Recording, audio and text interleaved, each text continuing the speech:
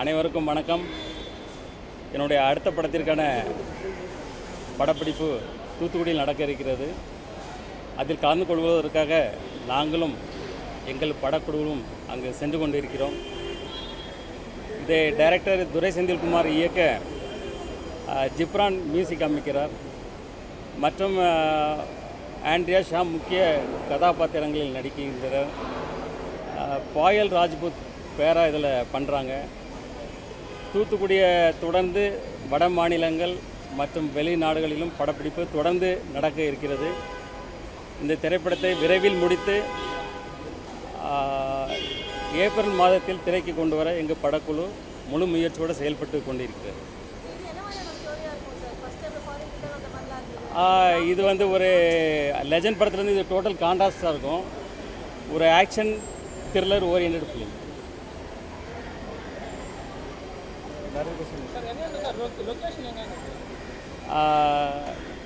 ஜார்ஜியாவில் இருக்குது. மூணாவது கட்ட படப்பிடிப்பு வந்து ஜார்ஜியாவில் இருக்குது.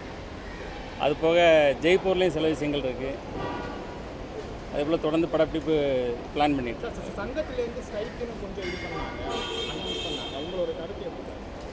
இல்லை, சங்கம் வந்து இப்போது பேச்சுவார்த்தை நடத்திட்டு இருக்காங்க. ஸோ அது சுமூகமாக முடிஞ்சு நல்ல ஒரு சுமூகமான ஒரு சூழ்நிலை உருவாகணும்னு நான் நம்புகிறேன்.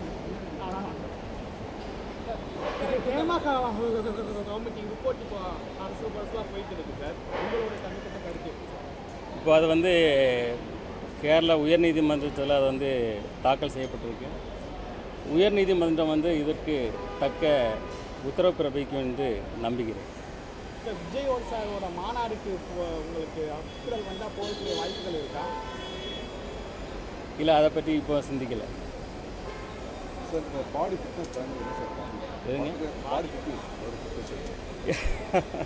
எக்ஸசைஸ் டயட்டிங் தான். That's all. Exercise dieting. இல்லை, அப்படி ஒன்று ஆன் ஸ்பாட் பண்ணிக்க வேண்டியதான். தூத்துக்குடி ஷூட்டிங் வந்து எப்படி சார்? படக்கலம் எப்படி இருக்கும்?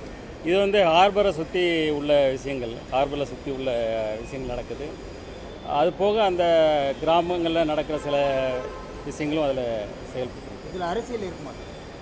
இல்லை, இது அரசியல் கிடையாது. முழுக்க இது வந்து ஒரு கண்டென்ட் ஓரியன்ட் ஃபிலிம். ஸோ அது ஒரு கேரக்டரைசேஷனுடைய இம்பார்ட்டன்ஸ் தான் இதில் ரொம்ப முக்கியமாக இதில் செயல்படும். எதுங்க? ஏப்ரல் 14th பிளான் பண்ணியிருக்கோம். பொதுவாக வந்து நிறைய படங்கள் நடித்த பேர் தான் படத்தோட பேர் சொல்ல மாட்டாங்க. ஆனால் உங்களுக்கு 2வது படத்துக்கு பேர் சொல்ல மாட்டீங்க. இல்லை, பேர் வந்து இறுதி கட்டத்தில் இருக்குது. பேர் ஃபைனல் பண்ணுறது சீக்கிரம் இது பண்ணிடுவோம். ஸோ இந்த மாதிரி படங்கள் நடிக்கிறதுனால அரசியல் வருகைக்கான இது ஒரு முன்னோட்டமாக இருக்கலாமா எப்படி? இல்லை, மக்கள் நலனில் எனக்கு எப்போவுமே ரொம்ப அக்கறை அதிகம் உண்டு. நம்ம வந்து அரசியலை வந்து இன்னும் எல்லா தரப்பு மக்களுக்கும் இப்போ ஒரு நல்ல விஷயங்களை செயல்படுத்த முடியும். காலம் நேரம் சூழ்நிலைகள் சரியாக வந்தால் கண்டிப்பாக அரசியலுக்கு வருவேன். அப்படி வந்து என்ன மாதிரியான கட்சிக்கு நீங்கள் சப்போர்ட்டிங் பண்ணுவீங்க? இல்லை, அது அந்த காலகட்டத்தில் நான் உங்களுக்கு தெரிவிக்கிறேன். விஜய் சாருக்கு சப்போர்ட் பண்ண வாய்ப்புகள் இருக்கா சார்? கட்சியோட இணைந்து செயல்படுற மாதிரி திராவிட கட்சிகள் இல்லை, இப்போதைக்கு இல்லை. இப்போதைக்கு எல்லாருமே வந்து விஜய் சார்ந்துதான் இப்போ இல்லை, இப்போதைக்கு பார்வையில் எப்படி இருக்கு? இல்லை, இப்போதைக்கு அந்த முடிவு இன்னும் எதுவும் எடுக்கலை. ஆக்சுவலி வர 26 எலெக்ஷன் பார்த்திங்கன்னா ஒரு மும்முனை போட்டியாக, மிக தீவிரமான ஒரு போட்டியாக தான் இருக்கும். இதில் வந்து எந்த கட்சி வந்து ஒரு பலமான கூட்டணி அமைக்கிறதோ அவங்க தான் ஆட்சி அமைக்க முடியும். இதுதான் என்னோட கருத்து. அதான் உங்களோட கருத்தை சொல்கிறோம். அந்த ஸ்ட்ராங்கான கட்சி விஜய் கட்சியாக இருக்க வாய்ப்பு இருக்கா? இல்லை, மும்முனை போட்டின்னு சொல்லியிருக்கேன். திமுக அதிமுக விஜய் கட்சியா சார்? அதாவது அந்த நேரத்தில் எம்ஜிஆர் காலத்துக்கும் இப்போ இருக்கிற காலத்துக்கும் வித்தியாசம் இல்லை சார். இப்போ சிஎம்க்கு ஆசைப்படுறாங்க நடிகர்கள்லாம். இப்போ தளபதி கூட பார்த்தீங்கன்னா சிஎம் ஆசை. இது எப்படி பாருங்க? எடுத்தோடனே சிஎம் இல்லை, அதை மக்கள் தான் முடிவு பண்ணோம். ஏன்னா வந்து மக்கள் தான் முடிவு பண்ணோம். சார், விஜய் சாரோட லாஸ்ட் மூவி அனௌன்ஸ்மெண்ட் இன்னைக்கு இருக்குது சார். நீங்களும் இன்னைக்கு அனௌன்ஸ் பண்ணியிருக்கீங்க அவருக்கு போட்டி அந்த மாதிரி. ஐயோ, பெரிய பெரிய விஐபிலாம் வந்து பார்த்தோம்னா பிஜேபியிலலாம் வந்து சேர்த்துக்கலாம் அதிக வாய்ப்பு. நீங்கள் அது மாதிரி பிஜேபி இல்லை, என் கொள்கைகளுக்கு உடன்பாடான கட்சிகளோடு நான் இணைந்து செயல்படுவேன். அது உங்கள் கொள்கை என்ன சார்? மக்கள் வந்து ஒரு சந்தோஷமாக வாழணும். அதுக்கு என்னென்னு பார்த்தீங்கன்னா பொருளாதாரம் வலிமையாக இருக்கணும். அவங்க அந்த பொருளாதார வலிமையை அவங்களுக்கு ஏற்படுத்துறதுக்கு என்ன செயல்படுத்தணும், அதுதான் என்னுடைய எண்ணம். எனக்கு என் கொள்கைக்கு ஒத்து வரக்கூடிய கட்சிகளும் இணைந்தால் கண்டிப்பாக எதிர்பார்க்கலாம். ஆ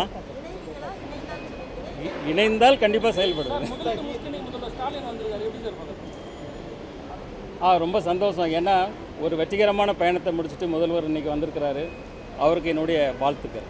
சார், ஹீரோயினை பொறுத்த வரைக்கும் ஃபர்ஸ்ட் படத்தில் ஏகப்பட்ட ஹீரோயின் ஆடியோ லான்ச்லாம் வந்தாங்க. இந்த படத்தில் எத்தனை ஹீரோயின்ஸ் இருக்காங்க, நாங்கள் எப்படி பார்க்கலாம்? டான்ஸ் மூமெண்ட் பார்க்கலாமா உங்கள்கிட்ட இருந்து? இல்லை, கண்டிப்பாக எதிர்பார்க்கலாம்.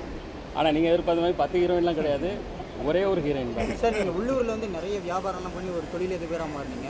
இப்படி கட்டத்தில் மு.க. ஸ்டாலின் அவர்கள் வந்து பார்த்தீங்கன்னா வெளிநாட்டில் வந்து முதலீடுங்கிறத பண்ணிட்டு வராரு. இது எப்படி நம்ம நாட்டில்? இல்லை, ரெண்டுமே தேவை தானே. நம்மளுக்கு பொருளாதாரம் வலிமையாகணும்னா உள்நாட்டு முதலீடு வெளிநாட்டு முதலீடு எல்லாம் சேர்ந்தால் தானே நம்மளுக்கு ஒரு பொருளாதார வலிமை வரும். இந்த வயதில் உங்களுடைய ஃபிட்னஸ் என்ன காரணம்? இல்லை, சீரான உடற்பயிற்சி, சீரான உணவு, இதுதான் சந்தோஷமாக மனநிலையில் வச்சுக்கிறது. அடுத்து நீங்கள் ஹீரோவாக தான் உங்களை பார்க்க முடியும். இல்லை, தொடர்ந்து பார்க்கலாம் எப்படி இருந்தது. சார், கோட் படம் பார்த்தீங்களா? ஏகப்பட்ட ஃபீட்பேக் போயிட்டு இருக்கு. உங்களுடைய ஃபீட்பேக்காக ஆர்வமாக எதிர்பார்க்குறோம். இல்லை, அது ஒரு ஃபேண்டசி ஃபிலிம், அது அந்த அளவில் ரசிச்சுக்கலாம்.